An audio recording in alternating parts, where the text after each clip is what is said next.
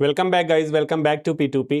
यार आज हमें चैप्टर 6 शुरू करना है जिसका नाम है ट्रायंगल्स। और ट्रायंगल्स हमने आई थिंक कि पहली बार 7th क्लास में या 6th क्लास में पढ़ा होगा और उसके शेप्स पढ़े होंगे बहुत पहले से। ठीक है, लेकिन ट्रायंगल्स की प्रॉपर्टी हमने 8th 9th क्लास में अच्छे से पढ़ी होंगी। अगर वो नहीं याद है तो हम फिर से थोड़ा सा उसको रिमाइंड करेंगे। और ये चैप्टर कुछ 2-3 थ्योरम्स पे बेस्ड है और वो थ्योरम्स काफ़ी ईजी हैं। ठीक है ना, तो उस थ्योरम्स को अगर आप पकड़ लोगे तो सारे क्वेश्चंस उसी थ्योरम पे बेस्ड हैं। एक वो थ्योरम है, एक उसका कन्वर्स है, मतलब उसका उल्टा है। तो सारा के सारे क्वेश्चंस जनरली दो थ्योरम पे बेस्ड हैं। और एक और कंडीशन है, वो थर्ड एक्सरसाइज में आएगी, तो जब आएगी तो हम पढ़ेंगे। मतलब हम एक्सरसाइज वाइज हमेशा पढ़ाई करते हैं। आपने अगर मेरे लेक्चर्स देखे होंगे तो आपको पता होगा।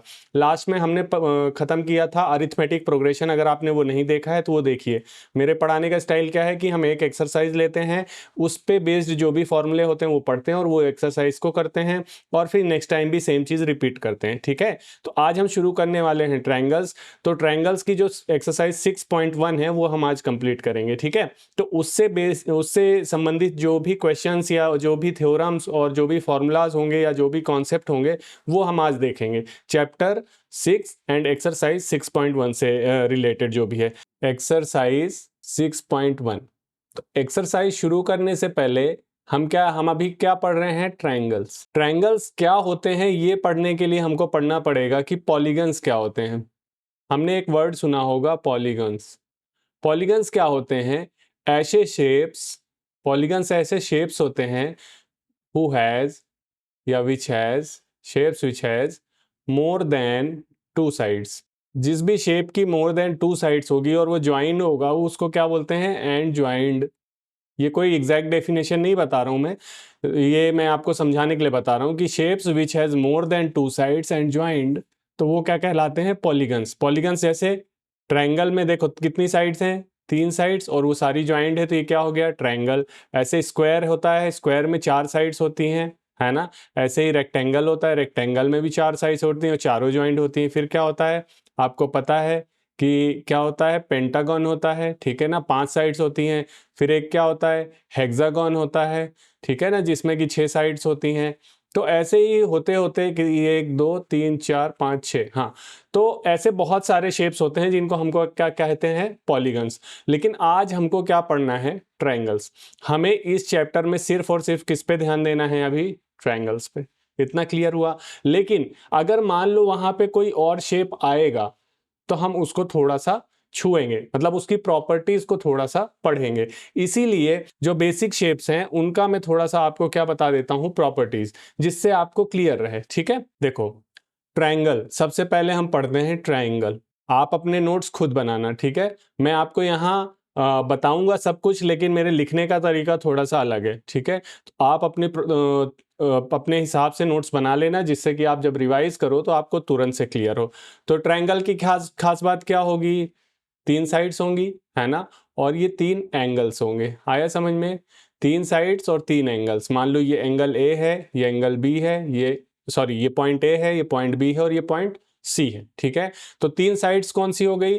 तो साइड्स हो जाएंगी हमारे पास ए बी, बी सी और सी ए। आया समझ में? और एंगल्स कौन कौन से हो जाएंगे? Angle A, angle B and angle C. अच्छा, एंगल को लिखने का एक और तरीका होता है ताकि आप कंफ्यूज ना हो। देखो अगर मुझे एंगल ए लिखना है, एंगल ए ये वाला, तो इसको हमेशा मैं बीच में लिखूंगा, ठीक है। तो अगर मुझे 3 पॉइंट के साथ लिखना है तो मैं इसको लिखूंगा एंगल, अगर मुझे एंगल ए लिखना है तो मैं इसको लिख सकता हूं एंगल, ऐसे लिखूंगा बी ए सी। देखो मैंने एंगल का साइन बनाया, ये एंगल का साइन है, ठीक है ना, ये एंगल का साइन है। बी पॉइंट से शुरू किया और ए पे गया और फिर सी पे गया, तो देखो ऐसे गया, बी से शुरू किया, ए पे गया और सी पे गया। तो किस एंगल की बात हो रही है? इस पे। या इसी को मैं लिख सकता हूं एंगल सी ए बी। अगर कभी भी ऐसा लिखा हुआ है एंगल के साइन के साथ 3 वर्ड लिखे हुए हैं तो किस एंगल की बात हो रही है? हमेशा याद रखना, बीच वाले की। या तो आप सीधे एंगल ए लिख दो ऐसे, और अगर बहुत अच्छे से लिखना है बोर्ड में तो आप ऐसे लिखोगे एंगल बी ए सी या एंगल सी ए बी। दोनों है ही चीज, और ये कौन सा एंगल है? Angle A. आया समझ में? एंगल लिखने का तरीका आपको पता चल गया। फॉर एग्जाम्पल एंगल बी लिखना है मुझे, तो एंगल बी को मैं क्या लिख सकता हूं? एंगल ए बी सी, जो एंगल हो उसको बीच में रखना है, इज इक्वल टू, या एंगल सी बी ए। बात एक ही है। ठीक है ना। किस एंगल की बात हो रही है? बी। अब ट्रायंगल दो टाइप के होते हैं, होते कई टाइप के हैं, लेकिन हमें मेनली दो टाइप थोड़ा सा याद रखना है अपनी क्लास के हिसाब से। एक होता है आइसोस्केलस ट्रायंगल, है ना, आइसोस्केलस ट्रायंगल, और एक होता है इक्विलैटरल ट्रायंगल। आपको याद होगा, फिर भी मैं थोड़ा सा रिवाइज करा रहा हूं जिससे कि हमारा जो धूल रखी हुई होगी वो साफ हो जाए। आइसोसेलस में क्या होगा? Two sides equal, two sides equal, है ना। एनी लिख देता हूं, एनी टू साइड्स इक्वल, तो हम उसको कौन सा कहेंगे? आइसोसेलस। ठीक है। मान लो ये और ये इक्वल हो जाएं, ए बी और ए सी इक्वल हो जाएं, तो उसको हम क्या कहेंगे? Isosceles triangle. और इक्विलैटरल में all sides equal, all sides of triangle are equal. आया समझ में? आइसोसेलस में दो होंगी और इक्विलैटरल में क्या होंगी? ऑल होंगी। लेकिन आइसोसेलस में याद रखने की एक और बात है जो कि हमको क्वेश्चंस में यूज आ सकती है। देखो, हमेशा याद रखना, ट्रायंगल में अगर कोई दो साइड इक्वल है, मान लो ये साइड और ये साइड, है ना, इसको मैं बोलूं ए बी सी, मैं लिखता हूं if A B is equal to क्या है? ए सी। ये दो साइड इक्वल हैं तो कौन सा ट्रायंगल हो गया? आइसोसेलेस ट्रायंगल हो गया। तो अपने आप क्या हो जाता है कि इसके सामने वाले एंगल, जैसे ए बी के सामने कौन सा एंगल है? सी, और ए सी के आगे कौन सा एंगल है? बी, तो ये भी अपने आप इक्वल होते हैं। Angle B is equal to angle C. If A B is equal to A C, then angle B is equal to angle C, अपने आप होता है ये। ठीक है ना। ये हमने पढ़ा हुआ है पिछली क्लासेस में। अब आपको पढ़ाई पे नहीं जाना है, आपको सीधे याद रखना है कि जो दो साइड्स इक्वल होती हैं उनके सामने के एंगल्स भी इक्वल होते हैं, एंड वाइस वर्सा। इसका क्या मतलब होता है? उल्टा भी ट्रू है। मतलब अगर हमें किसी ट्रायंगल में दो एंगल इक्वल दे दें, दो एंगल इक्वल दे दें, तो उसके सामने की दोनों साइड्स भी इक्वल होती हैं। ये प्रॉपर्टी आपको ट्रायंगल में याद रखना है। ठीक है ना। इक्विलैटरल में आपने याद ही रख लिया है कि सारी साइड्स क्या होती हैं? इक्वल होती हैं। ठीक है। तीसरी प्रॉपर्टी ट्रायंगल की क्या होती है कि तीनों एंगल का sum, angle A plus angle B plus angle C, तीनों एंगल का सम कितना होता है? 180 डिग्री। ठीक है। तो मेन प्रॉपर्टीज क्या हैं? तीनों एंगल का सम कितना होता है, एंगल को लिखते कैसे हैं वो बता दिया मैंने, इक्विलैटरल ट्रायंगल क्या होता है, आइसोसेलेस ट्रायंगल क्या होता है, फिर बताया कि अगर दो साइड्स इक्वल हैं तो उनके दोनों एंगल्स इक्वल होते हैं, या अगर दोनों एंगल्स इक्वल हैं, दो कोई भी, तो उनके सामने की साइड्स भी क्या होती हैं? इक्वल होती हैं।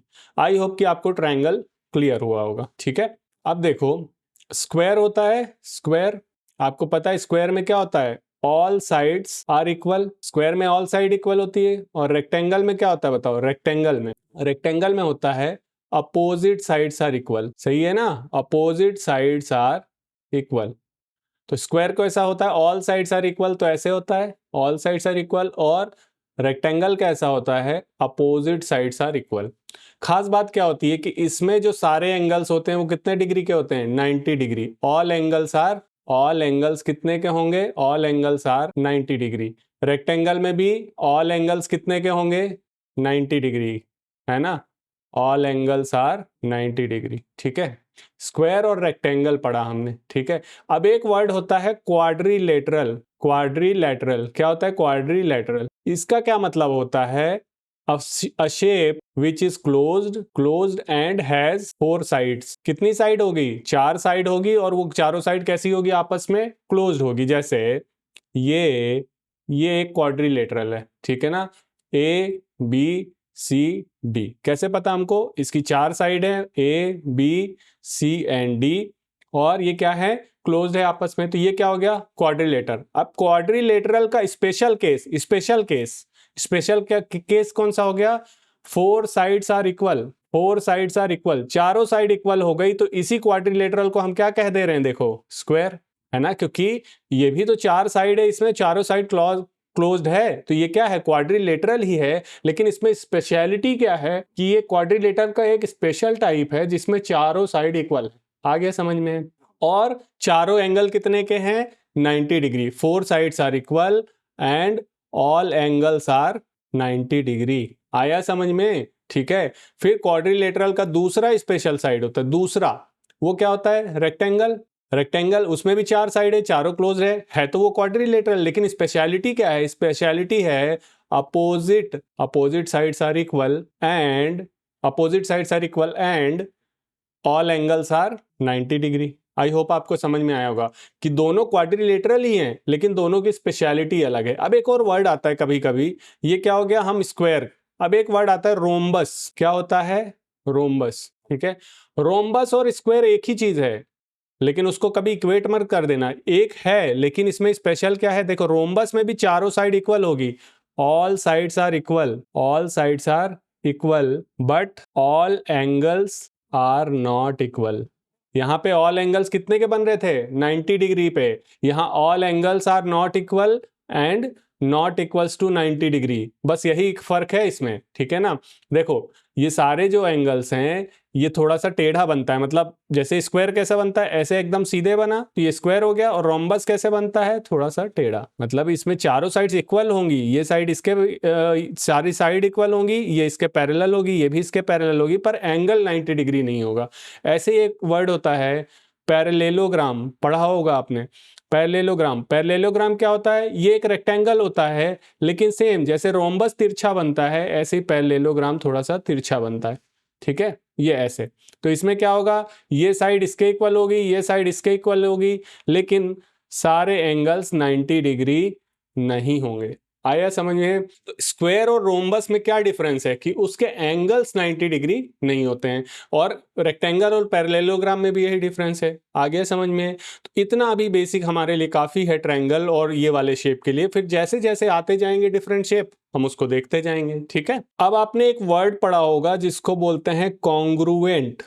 कॉन्ग्रुएंट है ना, इसका एक साइन होता है, ये साइन हमेशा याद रखना, ये कॉन्ग्रुएंट, इसको ऐसे रिप्रेजेंट करते हैं। और एक वर्ड होता है सिमिलर। एक वर्ड क्या होता है? सिमिलर, इसका साइन ऐसे होता है। समझ में आया?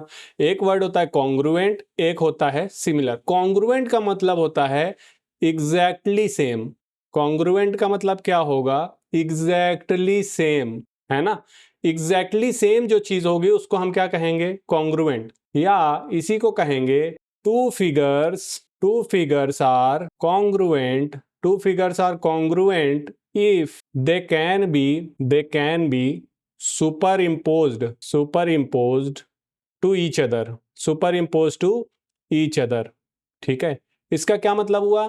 कॉन्ग्रुएंट का मतलब हुआ एग्जैक्टली सेम, या two figures are congruent if they can be superimpose to each other, मतलब एक के ऊपर एक रख दें तो हमें दोनों एक जैसे दिखने चाहिए, या नीचे वाला दिखे ही ना, है ना, उसको कहते हैं सुपर इम्पोजिशन। ठीक है, इसका क्या मतलब हुआ कि मान लो मेरे पास एक ट्रायंगल है, ये वाला ट्रायंगल, और इतना ही बड़ा एग्जैक्ट जब मैं सेम ट्रायंगल बनाऊंगा और इसको मैं इसके ऊपर रख दूं तो मुझे पता ही नहीं चलेगा कि दो ट्रायंगल है या एक ट्रायंगल है। तो ये दोनों ट्रायंगल आपस में क्या कहलाएंगे? कॉन्ग्रुएंट। आया समझ में? कॉन्ग्रुएंट का मतलब क्या है? ठीक है, और सिमिलर का थोड़ा सा डिफरेंट मतलब है। सिमिलर का मतलब एग्जैक्टली सेम नहीं होता है, समझ गए? सिमिलर का मतलब क्या होता है? एग्जैक्टली सेम नहीं होता है, it is in same ratio. Similar का मतलब होता है उसके जैसा, it is in same ratio. जैसे मान लो कि यहां पे मैं एक, अगर मैं डिजिट से समझाऊं तो ये 5 है और ये 10 है, ये 20 है। तो देखो ये 5 इंटू 2 यहां पे लिखा हुआ है और ये 10 इंटू 2 यहां पे लिखा हुआ है। आया समझ में? तो मैं यहां पे ऐसे लिख सकता हूं 10 20 40। देखो तो ये क्या है? 10 इंटू 2, जैसे ये 5 इंटू 2 था तो ये 10 इंटू 2 है, और ये 20 इंटू 2 ये 40 लिखा हुआ है। मतलब कुछ सिमिलर ही है लेकिन एक्चुअल में क्या है? डिफरेंट भी है। आया समझ में? सिमिलर ही है लेकिन एक्चुअल में क्या है? डिफरेंट भी है। ठीक है, तो सिमिलर में एग्जैक्टली सिमिलर होना जरूरी नहीं है, रेशियोज मस्ट बी सिमिलर। क्या होना चाहिए? रेशियोज। अब देखो रेशियोज मस्ट बी सिमिलर का क्या मतलब है? रेशियोज मस्ट बी सिमिलर, ये चीज याद रखिए। सिमिलर के लिए रेशियो सिमिलर होना चाहिए। रेशियोज मतलब देखो जैसे ये 5 तो इधर का पहला क्या है? 10, तो इसका रेशियो क्या होगा? 5/10। ऐसे ही सेकंड का क्या है? 10/20 हो जाएगा। ऐसे ही थर्ड का क्या हो जाएगा? 20/40। तो इसको करो तो ये क्या आएगा? 1/2। इसको भी करोगे तो क्या आया? 1/2, और इसको भी करो तो क्या आया? 1/2। आया सेम? तो रेशियो क्या आ गए? सिमिलर। तो अगर रेशियो अकेला रेशियो सिमिलर है तो क्या हो जाएगा? उसको कहेंगे सिमिलर। लेकिन अगर रेशियो भी सिमिलर है और एग्जैक्टली सिमिलर है तो उसको क्या कहेंगे? कॉन्ग्रुएंट। समझ में आया? ठीक है। अब देखो, कॉन्ग्रुएंट होने की कुछ कंडीशन होती है, कॉन्ग्रुएंट होने की वो कंडीशन हम पढ़ते हैं, और सिमिलर होने की भी कुछ कंडीशंस होती हैं, वो भी हम पढ़ेंगे, लेकिन वो हम पढ़ेंगे एक्सरसाइज 6.3 में। तो अभी हम कॉन्ग्रुएंट होने की क्या क्या कंडीशन पढ़ते हैं ट्रायंगल के लिए, ठीक है, क्योंकि हम ट्रायंगल्स को पढ़ रहे हैं। लिखते हैं अ ट्रायंगल इज कॉन्ग्रुएंट, या कहें अ ट्रायंगल नहीं कहें, टू ट्रायंगल्स, क्योंकि हम कंपेयर करेंगे। Two triangles are congruent, two triangles are congruent. Congruent का क्या साइन होता है, ये वाला, इफ कई कंडीशंस होती है। पहला, इसको बोलते हैं S S S rule, S S S rule, S S S rule मतलब साइड साइड साइड रूल। अगर दो ट्रायंगल्स हैं, दो ट्रायंगल्स, और दोनों की करेस्पॉन्डिंग साइड्स, मतलब ये वाली साइड इसके इक्वल है, ये वाली साइड इसके इक्वल है, ये वाली साइड इसके इक्वल है, मतलब दोनों की साइड साइड साइड इक्वल है, तो हम उसको क्या कहेंगे, इसको मतलब मैं कहूं ए बी सी, और इसको मैं कहूं पी क्यू आर, ठीक है। तो ये क्या हो जाएगा, ए बी सी जो ट्रायंगल है वो किसके कॉन्ग्रुएंट है, ट्रायंगल पी क्यू आर के। आई होप समझ में आया होगा, ठीक है ना। साइड साइड साइड रूल, ठीक है। दूसरा होता है साइड एंगल साइड रूल, दो साइड और एक एंगल, ठीक है ना, दो साइड और उसके बीच का एंगल। जैसे मान लो कि ये है और ये है, तो ये मान लो अगर ये साइड्स इक्वल हैं और ये एंगल इक्वल है, यहां भी ये साइड्स इक्वल हैं और ये एंगल इक्वल हैं, तो हम कह देंगे कि दोनों ट्रायंगल कॉन्ग्रुएंट, ठीक है। थर्ड होता है एंगल साइड एंगल, दो एंगल और एक साइड, ठीक है। फोर्थ होता है एंगल एंगल साइड, दो बगल बगल के एंगल और एक साइड, ठीक है। फिफ्थ होता है RHS रूल, RHS रूल, ये क्या होता है, for right angle triangle, for right angled triangle. Right angle triangle कौन सा होता है, जिसमें एक एंगल 90 डिग्री का होता है। तो मान लो ये ऐसा ट्रायंगल है जिसमें ये वाला एंगल क्या है, 90 डिग्री। हमेशा राइट एंगल ट्रायंगल का मतलब ऐसा ट्रायंगल जिसमें एक एंगल क्या है, 90 डिग्री, ठीक है। तो RHS रूल का क्या मतलब है कि दो ट्रायंगल होंगे तो इसका मतलब होता है राइट एंगल, आर का मतलब क्या होता है, राइट एंगल, फिर एच का मतलब होता है हाइपोटेनियस, हाइपोटेनियस, और एस का मतलब होता है एक साइड। मतलब एक तो दोनों में राइट एंगल होगा तभी तो राइट एंगल बोलेंगे, तो ये तो अपने आप इक्वल हो जाएगा। फिर हाइपोटेनियस क्या होती है, बिगेस्ट साइड, है ना, या बिगेस्ट यहां नहीं बोलना चाहिए, यहां बोलना चाहिए लॉन्गेस्ट साइड, जो सबसे बड़ी साइड होती है उसको बोलते हैं हाइपोटेनियस। तो अगर किसी दो ट्रायंगल में राइट एंगल मिल जाए, एक राइट एंगल मिल गया दोनों में, दोनों के हाइपोटेनियस इक्वल हो गए और एक साइड इक्वल हो गई, तो भी हम क्या कह देंगे कि दोनों ट्रायंगल कॉन्ग्रुएंट, ठीक है। कॉन्ग्रुएंट का एक दिमाग में बेसिक वो बनाओ कि कॉन्ग्रुएंट मतलब एग्जैक्टली सेम। अगर थोड़ा भी अलग हो गया, रेशियो से हमें मतलब, रेशियो का क्या मतलब होता है कि मान लो एक ट्रायंगल इतना छोटा है और एक इसका जस्ट 2 गुना है, तो वो सिमिलर हो सकता है। 2 गुना मतलब ये 1 है और ये 2 गुना है, तो ये इसका सिमिलर हो सकता है। फिर एक 4 गुना है तो भी सिमिलर हो सकता है, मतलब रेशियो सेम होना चाहिए। और सिमिलर कॉन्ग्रुएंट में क्या है कि जब एक के ऊपर एक रखें तो दूसरा वाला दिखाई नहीं देना चाहिए, एग्जैक्टली सिमिलर। तो कभी भी आपसे कॉन्ग्रुएंट पे क्वेश्चन आ जाए कि prove that these two triangles are congruent, तो कॉन्ग्रुएंट प्रूव करने के यही 5 तरीके हैं। कितने तरीके हैं, 5। या तो तीनों साइड इक्वल होना चाहिए, या तो साइड एंगल साइड होना चाहिए, या एंगल साइड होना चाहिए, या एंगल एंगल साइड होना चाहिए, या RHS होना चाहिए। अभी ये हम थ्योरी में पढ़ रहे हैं इसलिए समझ नहीं आएगा, थ्योरी आप देख लो, लिख लो, और जब हम क्वेश्चन करेंगे तो मैं बताता जाऊंगा, आपको क्लियर होता जाएगा। आया समझ में। तो इस पे बेस्ड है पहली एक्सरसाइज, बहुत छोटी है। पहली एक्सरसाइज में सिर्फ हमको पहचानना है, तो पहली एक्सरसाइज करते हैं और पहली एक्सरसाइज करके फिर हम सेकंड पे चलेंगे, ठीक है, जहां पे हमें थ्योरम से क्वेश्चन करना है। आई होप आपको सिमिलर और उसमें समझ में आया होगा, ठीक है ना। ऊपर में लिखा हूं सिमिलर में, आपको याद है ना, रेशियोज मस्ट बी सिमिलर, या इसी को कहें हम रेशियोज। अगर हम ratios of sides must be same, ratios of side must be same, है ना। साइड्स के रेशियो मतलब एक साइड इसकी लें, एक साइड इसकी लें, फिर इसकी लें, तो ratio of sides must be similar, similar होना चाहिए, सेम होना चाहिए सिमिलर होने के लिए, ठीक है। कॉन्ग्रुएंट और उसमें क्लियर हो गया होगा। चलो करते हैं एक्सरसाइज 6.1। एक्सरसाइज 6.1, एक्सरसाइज 6.1 बहुत छोटी है, बहुत ज्यादा छोटी है, 3 ही क्वेश्चंस हैं। अब इसमें हम पहला क्वेश्चन क्या है, देखो, fill in the blanks using the correct word. हमें फिल इन द ब्लैंक्स करना है using the correct words in the bracket. All circles are, अब बोल रहा है कॉन्ग्रुएंट होते हैं या similars. All circles are, all word पे ध्यान रखना, ऑल सर्कल्स आर कॉन्ग्रुएंट और सिमिलर। देखो एक सर्कल मान लेते हैं ये है जिसकी रेडियस है 5, और एक सर्कल ये है जिसकी रेडियस है 10। क्या ये कॉन्ग्रुएंट होंगे? कॉन्ग्रुएंट होने के लिए क्या होना चाहिए? Exactly similar. लेकिन यहां तो रेडियस 5 है और यहां रेडियस 10 है, क्योंकि उसने बोला है ऑल सर्कल, तो मैं अपने मन से कुछ भी बना सकता हूं। तो ऑल सर्कल्स कॉन्ग्रुएंट नहीं होते हैं, कॉन्ग्रुएंट नहीं होते हैं, लेकिन दिखने में सेम होते हैं। होते हैं ना, दिखने में एकदम क्या होते हैं? सिमिलर। मतलब मैं अगर इसका और इसका रेशियो निकालूं तो 5/10 कुछ तो आ ही जाएगा, है ना। तो हमेशा ऑल सर्कल्स आर क्या होते हैं? यहां क्या आएगा? सिमिलर। ऑल सर्कल्स बोले, अगर यहीं पे कोई 2 सर्कल बोलता, कोई 2 सर्कल्स बोलता कि एक की रेडियस 5 है, दूसरे की भी रेडियस 5 है, तभी इसको मैं इसके ऊपर रखता तो दिखाई नहीं देता। ठीक है, कॉन्ग्रुएंट में मैं आपको बस दिमाग में ही रखना है कि एग्जैक्टली सिमिलर होना चाहिए। ठीक है, अब फिर से बोल रहा है ऑल स्क्वायर्स, फिर से ऑल स्क्वायर्स की बात कर दी। ऑल स्क्वायर्स, तो स्क्वायर तो छोटा भी बना सकता हूं मैं, उसने कुछ दिया तो है नहीं, मैं एक स्क्वायर बड़ा बना सकता हूं। एक की साइड 5 है, एक की साइड 10 है। क्या वो कॉन्ग्रुएंट होंगे? कॉन्ग्रुएंट तो हो नहीं सकते। तो ऑल स्क्वायर्स आर कॉन्ग्रुएंट नहीं होंगे तो क्या होंगे बताओ? सिमिलर। है जी। कॉन्ग्रुएंट मतलब एग्जैक्टली सेम। अब देखो ऑल आइस, ऑल देखो क्या बोल रहा है, ऑल खाली, फिर ऑल ट्रायंगल्स आर सिमिलर। कौन से ट्रायंगल सिमिलर हो सकते हैं बताओ?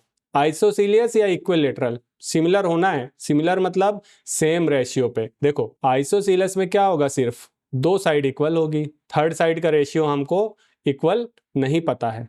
लेकिन अगर इक्विलेटरल ट्रायंगल है, इक्विलेटरल ट्रायंगल, इनका रेशियो तो तीनों का सेम होगा ना, इक्विलेटरल का, है ना। समझ में आ रहा है क्या? ऑल आइसोसीलियस ट्रायंगल जो होते हैं वो सिमिलर नहीं हो सकते। क्यों सिमिलर नहीं हो सकते? उनकी 2 साइड का रेशियो तो सेम आ सकता है, लेकिन थर्ड साइड तो हमको पता ही नहीं है ना।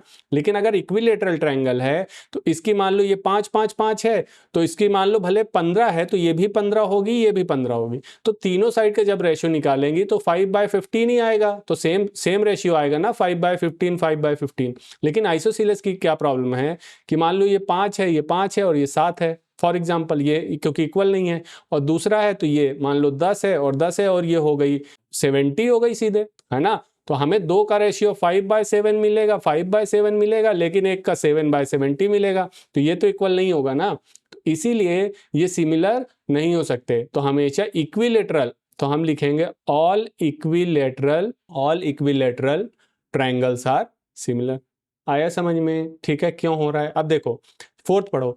2 polygons of the same number of sides. Polygons बोल रहा है उसने, ना रेक्टेंगल बोला है, कुछ नहीं बोला, सेम नंबर ऑफ साइड बोला है, बस same number of sides. 2 polygons of the same number of sides are similar. कब सिमिलर होंगे? मैंने कंडीशन बताई है। देयर, पहला बोल रहा है वो first, their corresponding angles are, their corresponding angles are equal, हमेशा होता है, and their corresponding sides are proportional. ठीक है, देखो मैं 2 का पॉलीगन का भी आपको समझाता हूं कि ये कहां से आया। जब भी यहां पे देखो, यहां पे बताता हूं, पॉलीगन्स मतलब ट्रायंगल भी एक पॉलीगन है।